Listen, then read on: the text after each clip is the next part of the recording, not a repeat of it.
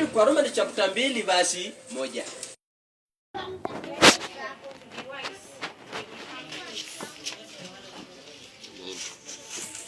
Any longer to the pattern of this world, but be transformed by the renewing of your mind.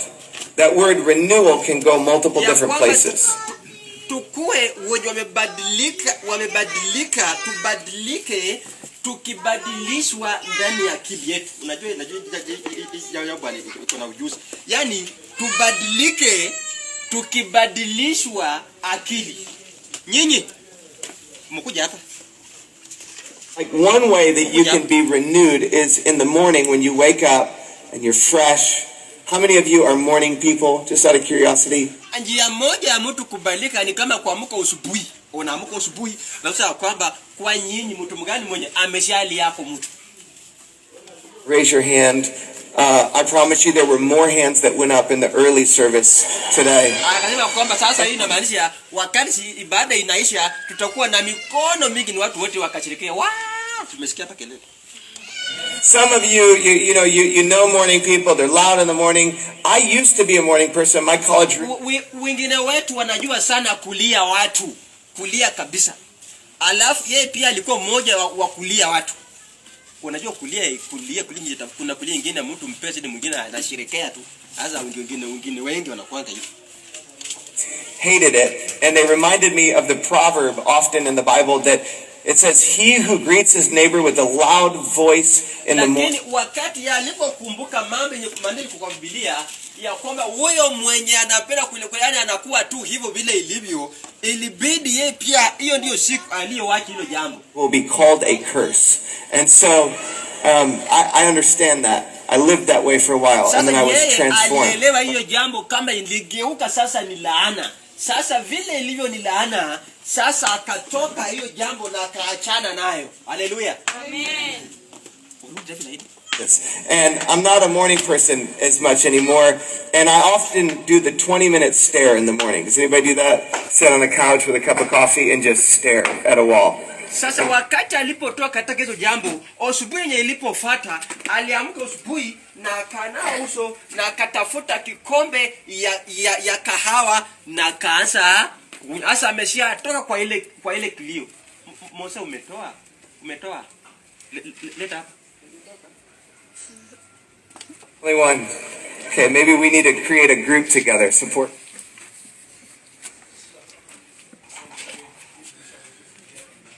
one another. Stacy came down this morning and I was sitting there. I was like, I'm doing the 20-minute stare. And she came and sat right next to me and she said, I'll do it with you. I'll sit next to you. So, but often when it comes to renewal, you can think of renewal like morning renewal. But Paul's word is much more extreme. Akasema kitu kuhusu mabadilisho ni kama utaona asubuhi. Unafika asubuhi, unaona mimi asubuhi. Itafika tena zingine unaona dunia inaanza kubadilika, inabadilika. Hiyo ndio ubadilisho yenye sisi tunafaa tukue nayo. Word is renovate. It's literally to completely change the way that you live. And this is important. There's no renewal. Hiyo ni njia moja ya kubadilisha kabisa maisha yenye tunaishi. Haleluya. Amen. Maisha yenye tunaishi hata kihuduma hiyo hivyo ni vile sisi tutabadilika. Amen. Renovation, and there's no renovation without demolition. And if you've ever hakuna kutu nini kubadilisha hii nyumba kama kuna ingine yenye hujatoa. Lazima kuna yenye utatoa nulete zile na uweke. Hiyo ndio kubadilishwa. Amen. Amen.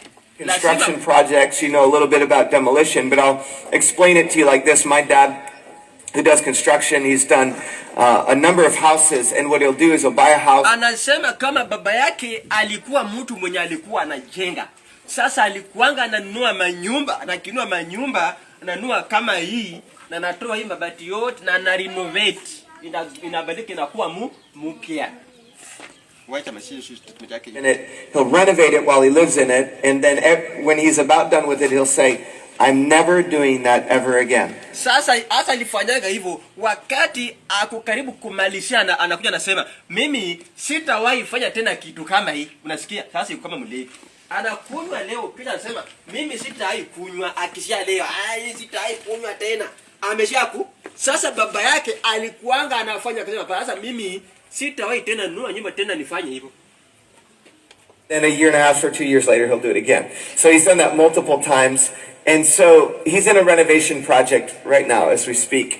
And this time my dad said, you know what, I've learned from all my other mistakes along the way.